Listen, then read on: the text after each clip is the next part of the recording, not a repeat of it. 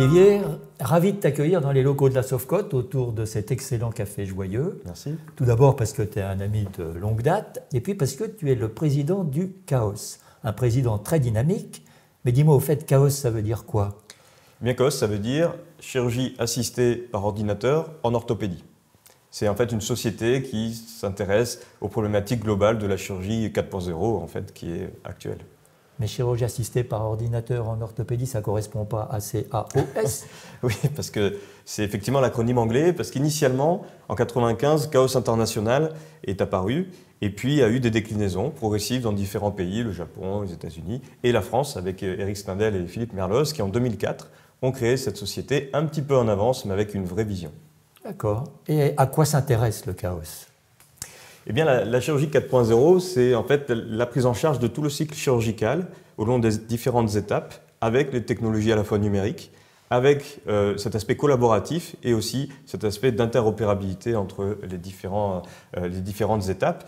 Et donc, on fait de la robotique, on fait de la navigation, on fait aussi de l'IA, et je crois qu'on va beaucoup en parler lors du congrès de la Sofcote.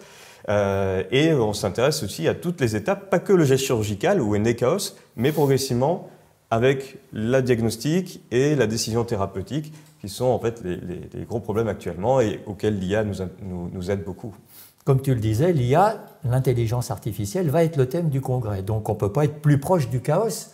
Qu'est-ce que tu pourrais dire à tous nos collègues pour les convaincre de venir à ce congrès et surtout, je dirais, pour les convaincre de s'intéresser à toutes ces nouvelles technologies?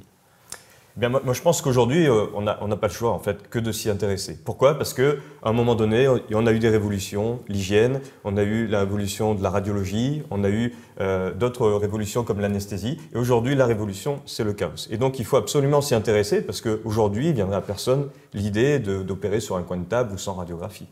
Et donc, je pense que, en plus des autres congrès CHAOS, celui-ci a une vraie valeur historique, charnière, parce qu'on montre vraiment que les orthopédistes ont pris le virage de la chirurgie assistée par ordinateur et s'approprient ces éléments, puisque eux, ils font l'interface entre les industriels et le patient, dont ils assurent la sécurité. Bon, ben j'espère que tu les as convaincus. Tu sais que je suis vraiment admiratif et impressionné du travail que vous avez fait depuis que toi et ta jeune équipe, vous êtes aux commandes du CHAOS.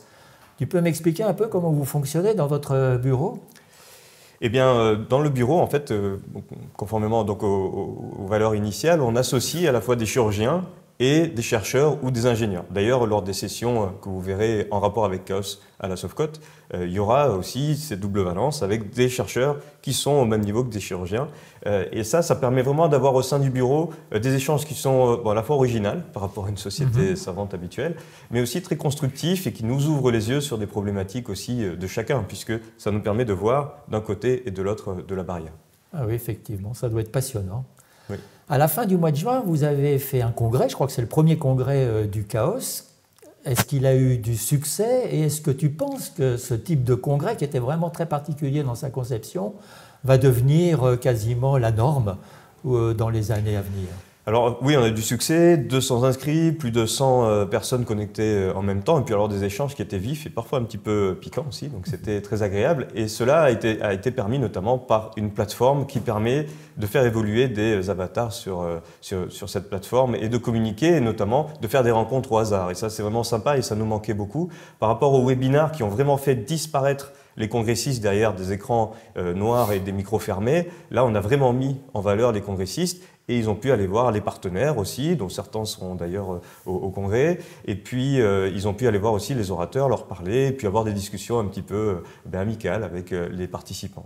Je pense, pour ma part, qu'on est en train de construire progressivement ce qui sera le congrès de demain, mais que s'il y avait deux mots à retenir, ce serait à la fois multisite, c'est-à-dire entre différentes villes où les gens se regrouperaient sur des centres particuliers, et puis mixte avec des technologies numériques qui permettent de la réalité mixte, des échanges, et tout ça grâce aussi au cloud et à la 5G.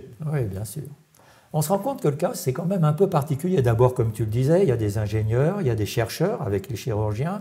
En plus, ce n'est pas une société qui s'intéresse à un appareil donné, ce n'est pas une société qui s'intéresse à une technique donnée, comme la société d'arthroscopie. C'est à la croisée de l'ensemble des sociétés associées et partenaires de la Sofcote. Et compte tenu de l'évolution des technologies, je suis sûr que le CHAOS va prendre un essor considérable à l'avenir. Comment est-ce que tu envisages le travail du CHAOS en collaboration avec toutes les sociétés? Comment tu vois la connexion quoi, entre ça. En fait, ça s'est fait assez naturellement parce qu'on a lancé il y a 3 ans un projet Chaos qui permet en fait de travailler sur ce qui est donc faire un registre des éléments Chaos qui existent, de faire une labellisation et puis d'obtenir à la fin une valorisation. Mais c'est une labellisation qui n'est pas réglementaire, c'est une labellisation chirurgicale, c'est-à-dire les aspects proprement cliniques, des bénéfices apportés aux patients, et ça on en parlera aussi beaucoup pendant les tables rondes et les communications de la Sofcote.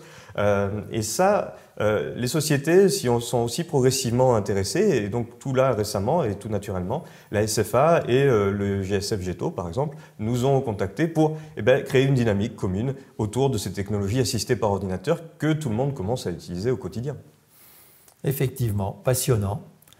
Il faut que je te remercie quand même pour tout ce que tu apportes à la Sofcote, tout ce que le Chaos apporte à la Sofcote, parce que j'ai bien compris que tu n'étais pas seul. Non. Et j'espère bien te revoir très rapidement, notamment au congrès, en chair et en os, où tu vas, j'en suis sûr, être encore très actif. Sans faute. À bientôt.